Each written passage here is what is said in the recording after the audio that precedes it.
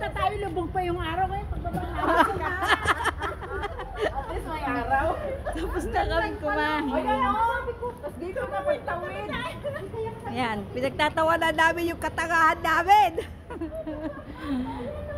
Ang layo ng inikutan namin. Galing kami ng San Malo.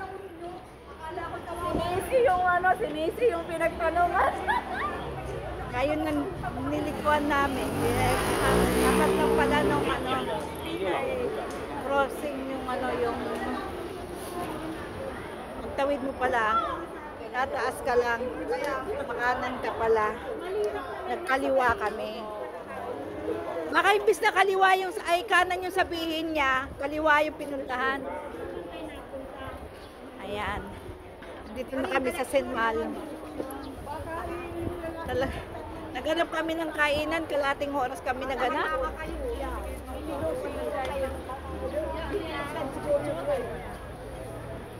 Sabi ko, ano yun? Na tayo, pupunta na kami sa iikot din ako. Saan tayo pupunta sa Putol na, no? Oo, dyan. Akit dyan. O, sige. Baka mawala na naman tayo, ha? Sorry, kawiran.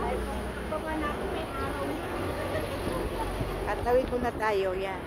Hindi, maganda na yan yung view. Di may araw na. At least kitang-kita na yung paligid. Kaya hindi naman ako si Gina. Gutom na. Pagdating naman sa kinainan, hindi naman magusto yung kinain. Baka naman malila, ikaw ang gutom. Baka malilang pagkaintindi mo, be. Sabi nga niya doon sa may Jollibee, pwede din doon sa may Jollibee. Hindi dapat sinabi niya dito na lang, tatawid ka tapos may... Kaya nga, ini-emphasize niya yung Jollibee. Narinig ko kasi Jollibee.